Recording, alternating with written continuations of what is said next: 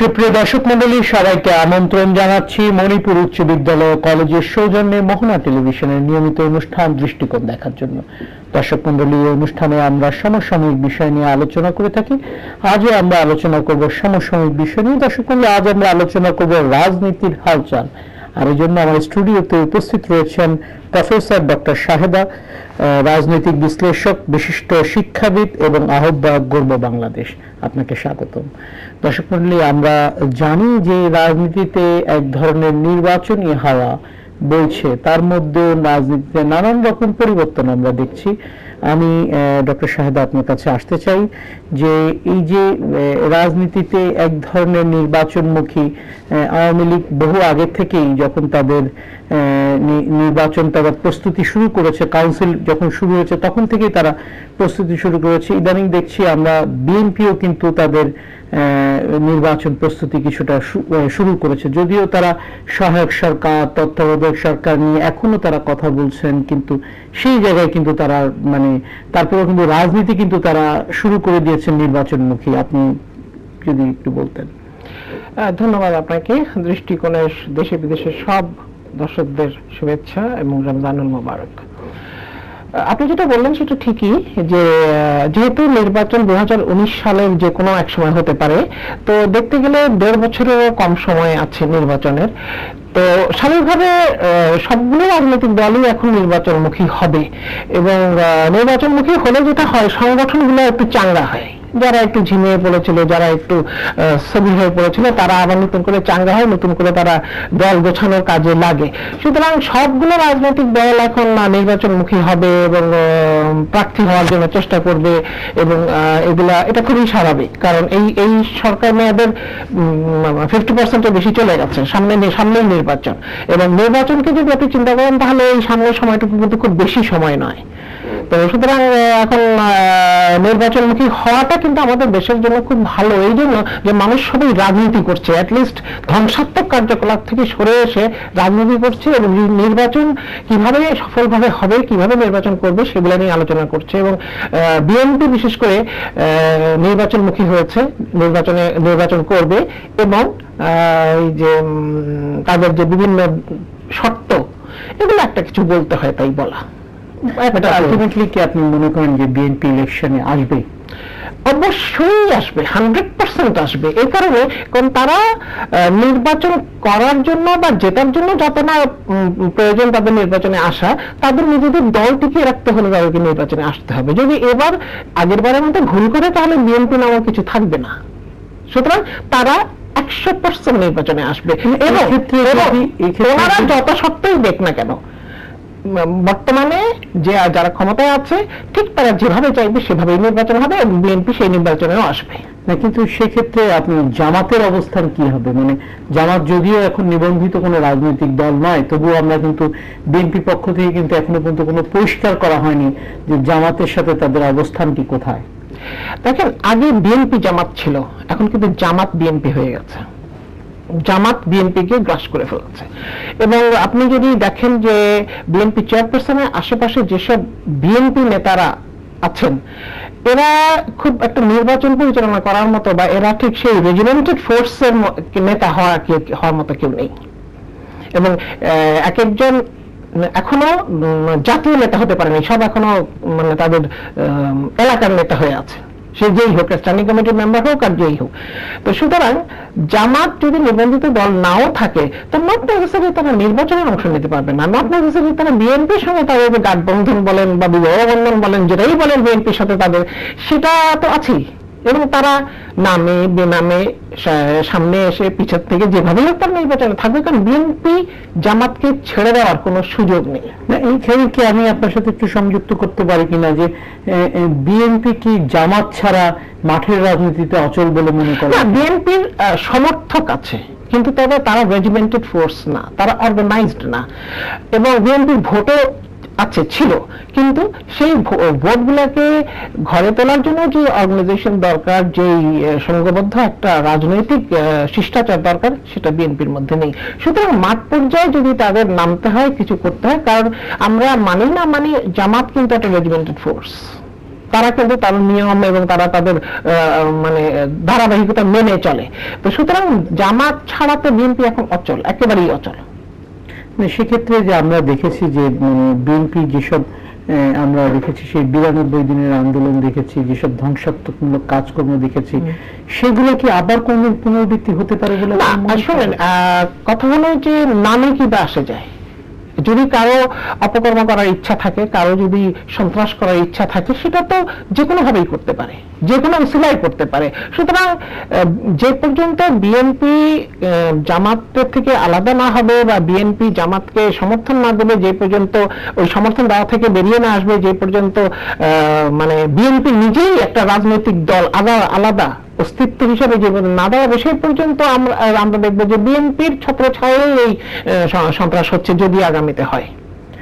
আরেকটি জিনিস, বিএনপির এখন বর্তমানে যেই দলীয় অবস্থা, এবার আর আগামীতে কোনো এইসব কিছু করার কোনো সুযোগ আছে বলে মনে হয় না। কারণ আমার বিএনপির প্রতিষ্ঠা লগ্ন থেকে বর্তমানে বিএনপির সবচেয়ে দলীয় অবস্থা, সবচেয়ে দুর্বল অবস্থা সাংগঠনিক ভাবে, কাঠামোগত ভাবে। যদিও বিএনপির মহাসচিব বলছে তারা দলীয় ভাবে, কাঠামোভাবে তারা অনেক তো এগিয়ে যাচ্ছে, তারা বলছে। তারপরে দেখেন আরেকটি জিনিস হচ্ছে যে প্রত্যেকটি রাজনৈতিক দল কিন্তু রাজনীতি করে জনগণের জন্য, এবং আমি শিওর বিএনপি তারাও রাজনীতি করে জনগণের জন্য। কিন্তু আমরা দেখলাম যে এই যে হাওর এলাকায় যখন দুর্গত হলো, তখন কিন্তু মাননীয় প্রধানমন্ত্রী দুবার সেখানে গেলেন, এবং আমরা কিন্তু জানি যে কক্সবাজারে যে মোড়া আঘাত হলো, সেখানে আওয়ামী লীগের একটি টিম গিয়েছে এবং পার্টির জয়েন্ট সেক্রেটারি তিনি গিয়েছেন। সেক্ষেত্রে কিন্তু বিএনপি নেত্রীকে কিন্তু আমরা কখনোই সেখানে পাইনি। এটিকে যদি আপনি একটু, আপনি বললেন যে কি সব দল নাকি জনগণের জন্য রাজনীতি করে, বিএনপিও নাকি তাই করে। তো আমাকে একটা দৃষ্টান্ত দেখান যে এই কাজটা, তাদের এই কাজটা দেখে মনে হয়েছে জনগণের জন্য তারা রাজনীতি করে। তাই তো হওয়া উচিত, এক কথা, আর করে কিনা সেটা আর কথা। তারা কখনোই জনগণের জন্য রাজনীতি করেনি। তারা জনগণের জন্য যদি রাজনীতি করতো, তাহলে খাম্বা লাগিয়ে তার নাই কেন? খাম্বা লাগানো হয়েছে কিন্তু তার লাগানো হয়নি, সংযোগ দেওয়া হয়নি। তো তাহলে কোথায় জনগণের জন্য রাজনীতি করলো? আপনি দেখেন তারা এই কিছুদিন আগে বিএনপি চেয়ারপারসন বের হলেন কখন? জিয়া রহমানের মৃত্যুবার্ষিকীতে খিচুড়ি বিতরণ করতে। এছাড়া নাকি তার কর্মসূচি নেই। উনি জিয়া রহমানের মাজার জিয়ারত করতে গেলেন, উনি ওনার ছেলের কবর জিয়ারত করতে যান, এছাড়া তো আর কোনো বের হন না। তো জনগণ কোথায়? জনগণ ডাজন্ট ফিট ইন এনিওয়্যার। উনি তার অফিসেও খুব একটা জনগণের সাথে সম্পৃক্ত না। জনগণের সাথে উনি কোনোদিনই সম্পৃক্ত ছিলেন না। উনি যেদিন রাজনীতিতে নেমেছিলেন 81-এ, তখন থেকে আজ পর্যন্ত উনি কখনোই জনগণের সম্পৃক্ত ছিল না। জনগণ বিএনপি করে ধন্য। জনগণ যারা নেগেটিভ ভোট, নেগেটিভ পলিটিক্স করছে, বা আওয়ামী লীগকে আমরা ভোট দেবো না, আওয়ামী লীগকে আমি পছন্দ করি না, যে কোনো কারণে হোক আমি আওয়ামী লীগকে পছন্দ করি না, সুতরাং আমি বিএনপিতে যাবো। তো তারা তো নেগেটিভ সাপোর্টেই চলে আসছে। সো জনগণ এবং বিএনপি চেয়ারপারসন টোটালি ডিফারেন্ট দুটো ব্যাপার। এবং ওনাদের হচ্ছে পরিবার, মানে ওনার ছেলেরা কত টাকা বানালো, ওনার ভাই কি করলো, ভাইয়ের ভাইরা কি করলো, ওনার পুরো রাজনীতিটাই ওনার নিজের পরিবারকে ঘিরে। মানে এই ঠিকই পরিবার কেন্দ্রিক একটি রাজনীতি হয়ে গেছে বলে কি আপনি? না, এটা তো সমিতি, এখন না রাজনৈতিক দল না, এটা হলো মা ছেলের একটা ব্যবসায়িক সমিতি। ব্যবসায়িক বলছি এই কারণে, কারণ তাদের টাকা পয়সার লেনদেনের ব্যাপার আছে। চেয়ারপারসনের সঙ্গে দেখা করতে হলে টাকা লাগে, কোন একটা তাদের কমিটিতে জায়গা পেতে হলে টাকা লাগে, সবকিছুতেই তাদের টাকা লাগে। এমনকি কোনো একদম ইয়ে থেকে বাংলাদেশের দূর দূরান্ত থেকে কোনো কর্মী এসছে, সে চেয়ারপারসনের সঙ্গে দেখা করতে চায়, তাতেও টাকা লাগে। সেই জন্যই বললাম যে এটা কিন্তু রাজনৈতিক দল নয়। আর এবার যদি তারা নির্বাচনে না যায়, যে কোনো শর্তে নির্বাচনে যদি না যায়, তাহলে আর এই সমিতিও থাকবে না। আরেকটা জিনিস হচ্ছে, মানে আমরা দেখলাম যে গতকালকে আমরা দেখেছি যে ব্যারিস্টার মধুধর তাকে তার বাড়ির বিরুদ্ধে উচ্চ আদালত থেকে নির্দেশনা দেওয়াতে রাজুক সেই বাড়িটি বুঝে নিয়েছে, এবং সেখানে বেগম খালেদা জিয়া উপস্থিত হয়ে তিনি বলেছেন যে যদি ক্ষমতায় যায় এরকম অনেককে বাড়ি ছাড়া করা হবে। এটা তো যেহেতু ওনার মামলাটা বোধহয় শুরু হয়েছিল 11-র সময় সম্ভবত, তো এটা আওয়ামী লীগের সময় মামলা হয়নি। তো এখন যেটা হচ্ছে যে যদি ওনার কাগজপত্র ঠিক থাকে, দর্শকের একটি দর্শক, সালাম আলাইকুম। জি দর্শক, আপনার নামটি বলে প্রশ্নটি করুন। আমি ইয়ামিন চৌধুরী ইমাম বলছি বলছি বান্দরনগরী চট্টগ্রাম থেকে। আমি ম্যাডামের সাথে কথা বলতে। আসসালামু আলাইকুম ম্যাডাম। ওয়ালাইকুম আসসালাম। আমি বলতে চাচ্ছিলাম বিএনপিকে তো আপনারা সেরকম দল হিসাবে মনে করছেন না, সেরকম ফোর্স হিসাবে মনে করছেন না। আসলে ওই ধরনের ফোর্স রাজনৈতিক দল হতে গেলে কিছু গুণাবলী অর্জন করা দরকার। আর ভবিষ্যতের জামাতে ইসলামীকে আপনারা পুনরুদ্ধ করছেন। ধন্যবাদ। ধন্যবাদ। আচ্ছা, ওনাকে আমি একটা প্রশ্ন করতে চাই। উনি যেটা প্রশ্ন করেছেন যে বিএনপি কে আপনারা সেরকম ফোর্স হিসাবে মনে করছেন না। ওনার কাছে আমার প্রশ্ন, বা ওনার মতো আরো যারা প্রশ্ন করতে রয়েছেন তাদের কাছে আমার প্রশ্ন, তারা কি বিএনপি কে ফোর্স হিসাবে মনে করছে? আপনার এই প্রশ্নে আমি ফিরবো একটা বিরতি নিয়ে এসে। দর্শক, একটা বিরতি দিতে যাচ্ছি, বিরতি থেকে ফিরে আবারও আলোচনায় ফিরবো, ততক্ষণ আমাদের সাথে থাকবেন। দর্শক মন্ডলী, ফিরে এলাম বিরতির পরে। ডক্টর শাহিদ, আপনার সাথে কথা হচ্ছিল যে আমরা ব্যারিস্টার মওদুদ আহমেদের বাড়ি থেকে কালকে রাজু বুঝে নেওয়ার ব্যাপারে বেগম খালেদা জিয়া কিন্তু তার প্রতিক্রিয়া ব্যক্ত করেছেন।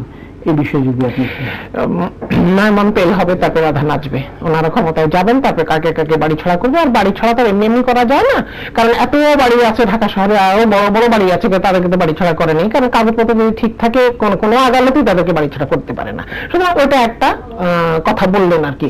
তবে যে এই যে মোদী সাহেবের যে বাড়ি নিয়ে মামলাটা বহু বছর ধরে চলছে। এক জায়গায় উনি বলেছেন যে ওনাকে নাকি কোনো নোটিশ দেওয়া হয় নাই। তো তাহলে নোটিশ না দিলে উনি মানে কিসের মামলা ফাইট করছিলেন এতদিন? আর আরেকটা যেটা হচ্ছে যে সেটি বলেছেন যে মানে বাড়ি ছাড়ার কোনো নোটিশ দেওয়া, তাহলে উনি আরেকটা মামলা করতে পারেন। ওনার তো আরেকজনের কাছে বলছেন তো উনি আইনি পথে হাঁটবেন। আইনি প্রক্রিয়া শেষ হতে না হতে তিনি আরেকটা, এখন উনি ব্যারিস্টার মানুষ, যখন তখনই আইনি প্রক্রিয়া যেতে পারেন। কিন্তু যেটা হচ্ছে রাজুক নিশ্চয়ই তাদের নিয়ম মেনে বা কোর্টের নির্দেশ মেনেই, কারণ কোর্টে তো অবমাননা করা যাবে না, তো নির্দেশ মেনেই তারা করতে গেছে। তবে আমি যে কথাটি আপনাকে বলতে চাই, বিএনপির রাজনীতি তো দখলের রাজনীতি। কারণ বেগম খালেদা জিয়া একটা সরকারি বাড়ি দখল করে রেখেছিলেন বহু বছর। এখন যখন ক্যান্টনমেন্টের ভিতরে বাড়ি কাউকে দেওয়া সম্ভব নয়, ওটা ক্যান্টনমেন্ট বোর্ডের প্রপার্টি। সেটা কোনো এরশাদ সাহেব কেন দিয়েছিলেন? আগে তো এরশাদ সাহেবের বিচার হওয়া উচিত যে উনি কেন দিয়েছিলেন, এক নম্বর, কারণ এরশাদ সাহেবের আমলেই এটা দেওয়া হয়েছিল। আর দ্বিতীয় কথা হচ্ছে যে সেক্ষেত্রে কি আপনি মনে করেন এরশাদ সাহেব তার কোনো কিছু ঢাকতে গিয়ে এরকম বাড়িতে নিশ্চয়ই কোনো রহস্যজনক কিছু আছে? কারণ এখন যদি মানে সব সরকারি বাড়িগুলি এক একজনকে দিয়ে দেওয়া হয় যে অমুক মুক্তিযোদ্ধার স্ত্রী, তো অমুক মুক্তিযোদ্ধার সন্তান, তো অমুক মুক্তিযোদ্ধা বহু আছে। জিয়া রহমান একজন মুক্তিযোদ্ধা ছিলেন, এই ব্যাপারে সন্দেহ নেই, কিন্তু জিয়া রহমানের সাথে যুদ্ধ করেছে ওর মধ্যে আরো অনেক বড় মুক্তিযোদ্ধা। যদি আপনি এই প্রসঙ্গে যান, তাহলে আমি একটু যদি এই প্রসঙ্গে আপনার সাথে আসি। জিয়া রহমান সাহেব যখন মারা গেলেন তখন কিন্তু এরশাদ সাহেব প্রত্যেকটি সরকারি অর্গানাইজেশনে চিঠি দিয়ে জানিয়েছিলেন যে সবাইকে জানাজা পড়তে হবে। এর কারণ কি ছিল? এখন অনুসূচনার থেকে শোনেন, জানাজার যেটা নিয়ম আমরা যেটুকু হাদিসে জানি যে মৃত ব্যক্তি যেই হোক না কেন, কানে যদি যায় যে জানাজা হচ্ছে, জানাজাটা অ্যাটেন্ড করা ফরজ, এক কথা। শুধু উনি কেন চিঠি দিয়েছি, এরশাদ সাহেব কিন্তু সাইকেলে করে অফিসেও গিয়েছিলেন। সো এরশাদ সাহেব অনেক কাজই নাটকীয় ভাবে করেছিলেন, যে উনি পেট্রোল খরচ বাঁচাতে উনি সাইকেলে করে অফিসে গিয়েছিলেন। সুতরাং ওগুলো এখন আমাদের হিসাব করলে আমাদের খামাখা টাইমটা চলে যাবে। তো রোজার দিন সবাই ক্লান্ত। যেটা আমি বলছি, যে বাড়ি দিলেন সেটার রেস ধরে টেনে আমি অনেক কিছু করেছেন, অনেক। সেই জন্যই তো নাকি অন্যতম জবাবদিহিতা ছিল না, স্বৈরাচার সরকার তো সেখানেই বলা হয়েছে। এবং উনি কি কারণে কি করেছে, এখন যখন বেগম জিয়াকে যখন বাড়ি থেকে উচ্ছেদ করা হলো, তখন কিন্তু সেই প্রশ্নতেই যাওয়া উচিত ছিল যে কেন এরশাদ সাহেব তখন বাড়িতে দিয়েছিলেন। সেক্ষেত্রে যাওয়া উচিত ছিল, আমি মনে করি নীতিগত ভাবে যাওয়া উচিত ছিল, যাওয়া হয়নি। আর দখল থেকে ওখান থেকে ইয়ে হলো। এবং তারপর আমরা কি দেখলাম, উনি ওনার অফিসে গেলেন এবং সারাদিন পরে উনি বলেন আমি সারাদিন খেতেও পারিনি, এখনো ফুটেজ আছে, আমি খেতে পারিনি, এই না আমি এক কাপড়ে আমাকে বের করে দেওয়া হয়েছে। কিন্তু তারপরে দেখা গেল কাভার্ড ভ্যান খালি বের হচ্ছে বের হচ্ছে। এবং তারপরে ওনার সারা বাড়ির ভিডিও ফুটেজ আমরা ইন্টারনেটে দেখতে পেলাম। তো সুতরাং এই ধরনের দখল এবং তারপরে জনগণের কাছে মিথ্যা কথা বলা, এটা তাদের পুরনো হিসাব, পুরনো ইয়ে কথা। এখন উনি lucky, Begum Zia is lucky যে সরকার যত বছর উনি বাড়িতে ছিলেন তত বছরের বাজার দর ধরে ভাড়ার চালেই তার কাছে, এটাই তো অনেক বড় ওনার ভাগ্য হলো। ওটা তো চাওয়া উচিত ছিল যে আপনি যেহেতু অবৈধভাবে আছেন, সুতরাং আপনাকে এটা ভাড়া নির্ধারণ করলো, এটা ভাড়া দিয়ে আপনি এখান থেকে আপনার উচ্ছেদ করা হলো। তো ওটা করা হয়নি, যা ভালো হয়েছে। এবার উনি, আমরা দেখলাম কি, আমরা যারা সাধারণ মানুষ আমরা দেখলাম যে আরেকজনের লিখে দেওয়া স্ক্রিপ্ট পড়ে পড়ে উনি কাঁদছেন, আর ওনার স্বামীর স্মৃতি ইয়ে করছেন, বর্ণনা করছেন ওই বাড়ির সাথে ওনার কি কি স্মৃতি, কিন্তু সেটা কিন্তু আরেকজনের লিখে দেওয়া স্ক্রিপ্ট পড়ে স্টেটমেন্টের বিষয়ে আসবো। আমি বিরতিতে যাবো। দর্শক, একটি বিরতিতে যাচ্ছি, বিরতি থেকে ফিরে আবারও আলোচনায় ফিরবো, ততক্ষণ আমাদের সাথে থাকবেন। দর্শক মন্ডলী, ফিরে এলাম বিরতির পরে। ডক্টর সাহেব, আমরা যদিও শেষ ভগ্নাংশে আমরা আছি, আমি একটু বলতে চাই যে আমরা কথা বলছিলাম ব্যারিস্টার মওদুদের বাড়ি রাজুক বুঝে নিয়েছেন, কিন্তু ব্যারিস্টার মওদুদ কিন্তু কোনোভাবেই মানছেন না, এবং তিনি কিন্তু কালকে এক প্রকার বলেই বসছেন দরকার হলে আমি ফুটপাতে থাকবো। তিনি যে একটি অবৈধ বাড়িতে এতদিন বসবাস করেছেন সেটিকে কিন্তু তিনি মানছেন না। এই বিষয়ে যদি আপনি মওদুদ সাহেব কিন্তু রাজনীতিতে একটা চমক দেওয়া লোক, তো ওনার উনি বিলাসবহুল ফ্ল্যাটে উঠে গেছেন, এটা সবাই জানে। তো দরকার হলে আমি ফুটপাতে থাকবো, কিন্তু আবার উনি রীতিমতো কোর্টের সেই কলার পরে উনি টাই স্যুট পরে সেই উচ্ছেদ হচ্ছে বাড়ি ওটার সামনে দাঁড়িয়ে পোজ দিয়েছেন, ওটা দেখাই যায় যে, বোঝাই যায় যে পোজ দেওয়া ছবি। সুতরাং রাজনীতি মনে করেন যে ব্যারিস্টার মওদুদ কিছুটা মানসিকভাবে প্রস্তুত ছিলেন? না, মানসিকভাবে তো যেদিন দখল করছে সেদিন থেকেই প্রস্তুত, কারণ অন্য বাড়িতে থাকতেছি, দখল করা বাড়িতে থাকতেছি, মানসিকভাবে তো সেদিন থেকেই প্রস্তুত হওয়া উচিত।